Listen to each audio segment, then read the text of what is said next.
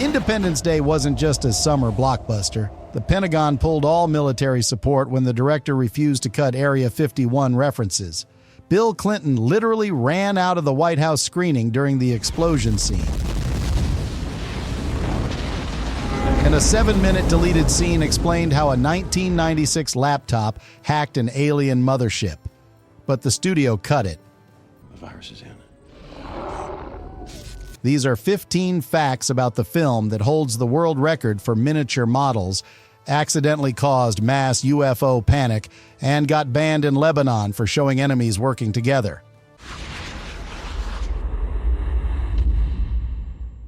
1.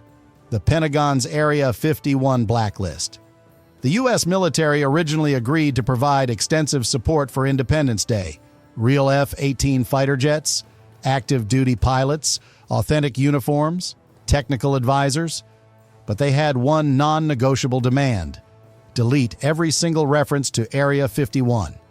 The military wanted nothing to do with conspiracy theories about secret alien research facilities or crashed UFOs being reverse-engineered by the government. Director Roland Emmerich flatly refused. Area 51 was central to the film's mythology and appealed to audiences who loved conspiracy culture. The military immediately withdrew all support, forcing the production to rent expensive vintage aircraft from private collectors and hire civilian pilots. Massive financial blow to the budget. But Emmerich believed leaning into conspiracy theories was more important than Pentagon approval. He was right. 2. Bill Clinton's White House escape President Bill Clinton and First Lady Hillary Clinton hosted a private screening at the White House for the cast, crew, and administration officials. And during the climactic sequence where the alien weapon obliterates the White House in a massive fireball, President Clinton suddenly stood up and literally ran out of the screening room at full speed. The producers panicked, convinced they'd somehow offended the sitting president with the destruction of his residence. About 60 seconds later, Clinton walked back in shaking water off his hands. He'd just sprinted to the bathroom, desperately needed to use it but didn't want to miss the White House explosion.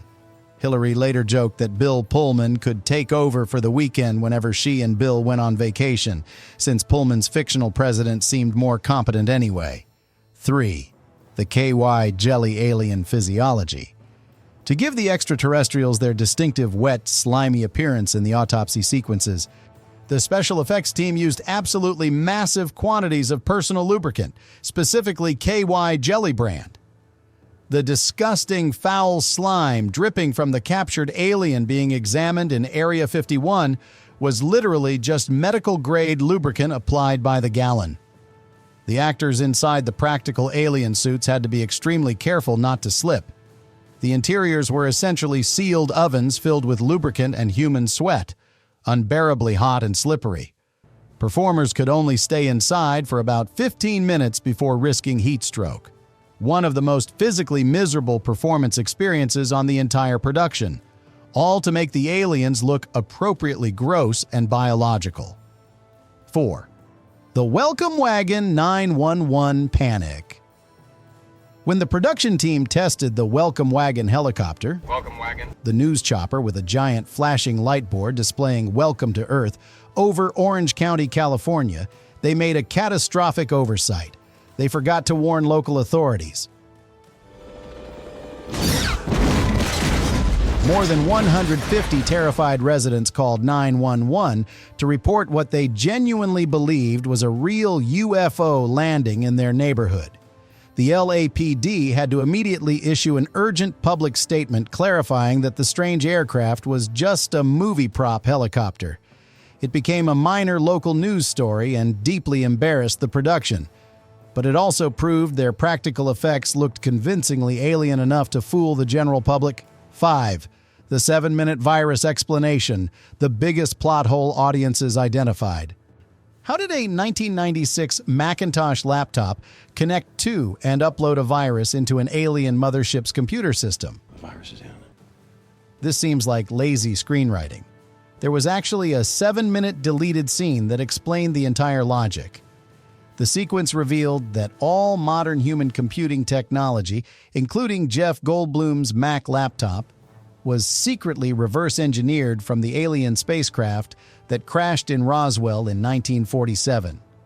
The virus worked because our computers were essentially primitive baby versions of the aliens' own technology, creating compatibility. Studio executives cut the scene because it slowed pacing. Removing it created the film's most famous logical inconsistency, the one people still argue about 3 decades later.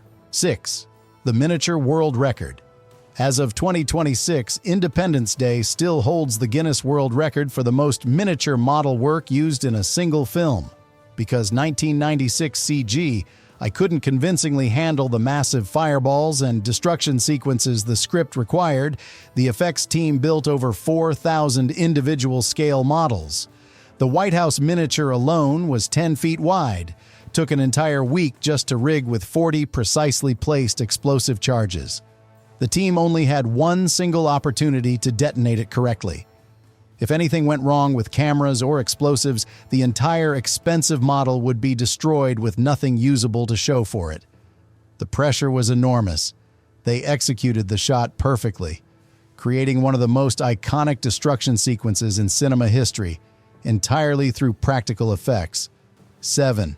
Or the vertical fireball trick.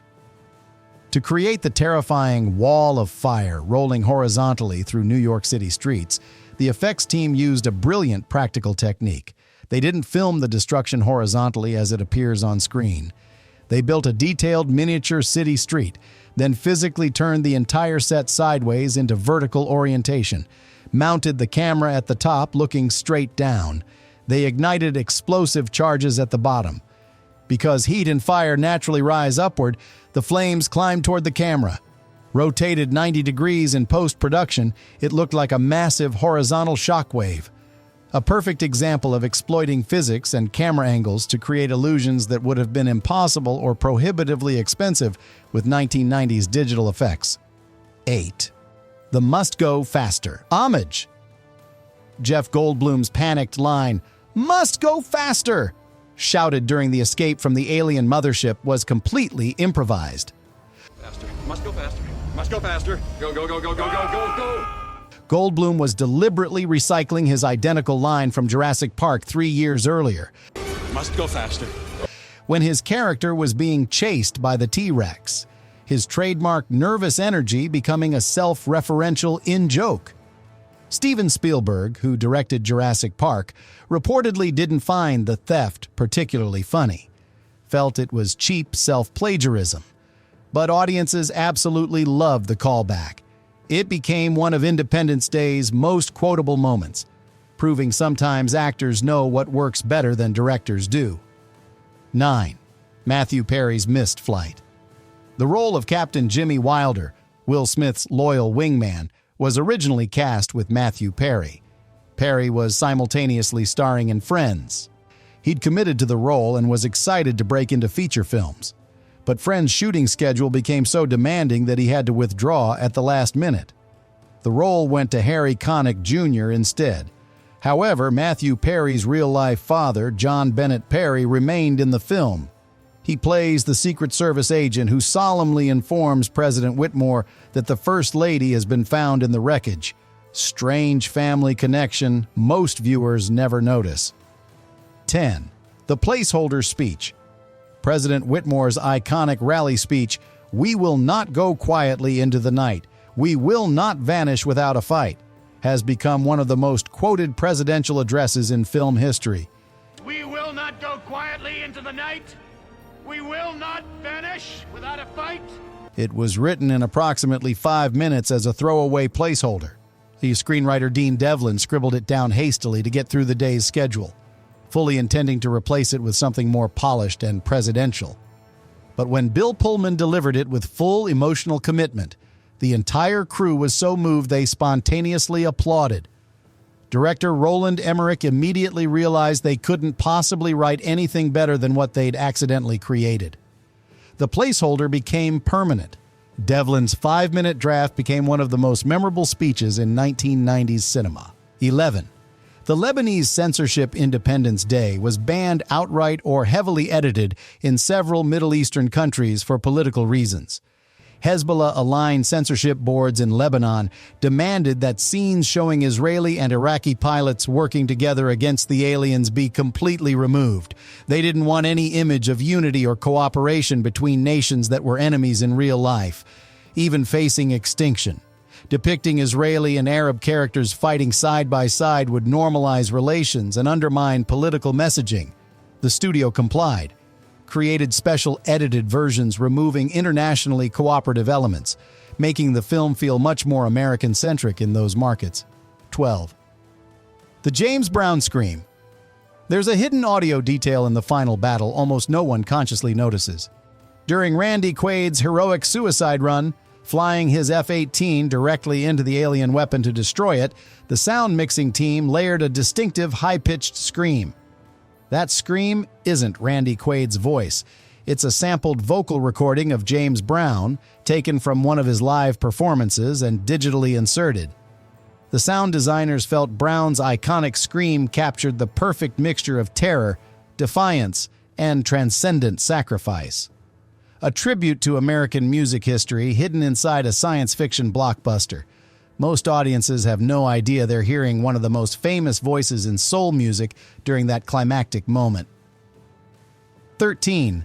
The Reshot Biplane. Ending. Crucial detail most people missed about the ending. In the original version shown to test audiences, Russell Cass doesn't arrive piloting an F-18 fighter jet.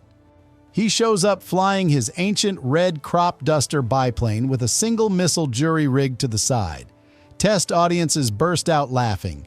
A World War I-era biplane keeping pace with advanced alien fighters seemed too ridiculous, even for a movie about alien invasion. The laughter completely destroyed the emotional weight of Cassie's sacrifice. The studio panicked, spent millions to completely reshoot the climax with Quaid piloting a stolen military jet instead, making his attack marginally more plausible, preserving the scene's dramatic integrity. 14. The Stargate Connection Secretary of Defense, Albert Nimziki, the primary human antagonist representing bureaucratic cowardice, has a name with very specific real-world origin. Roland Emmerich and Dean Devlin deliberately named the character after Joe Nimziki, an MGM executive who made their lives miserable during production of their previous film Stargate. They literally wrote the executive into Independence Day as a petty revenge move, creating a fictional character with his name specifically so President Whitmore could publicly fire him on screen in front of millions of viewers, one of the most passive-aggressive acts of cinematic payback in Hollywood history. The real Joe Nimziki allegedly wasn't amused, but there was nothing he could do. The character was already immortalized on film. 15. Will Smith's punch heard round the world. The iconic moment where Will Smith punches the alien and shouts, "Welcome to Earth," wasn't originally scripted as a punch. Captain Hiller was supposed to cautiously approach the downed alien with his weapon drawn and shoot it from safe distance. Will Smith improvised the entire sequence during rehearsals, walking up confidently, punching the creature, delivering the one-liner. Director Roland Emmerich loved it so much he immediately rewrote the scene. The punch became one of the most memorable moments in 1990s action cinema, solidified Smith's transition from sitcom star to legitimate action hero. Smith later admitted he based the confident swagger on Muhammad Ali, wanting Hiller to feel like a boxer who just knocked out an opponent rather than a scared pilot who got lucky.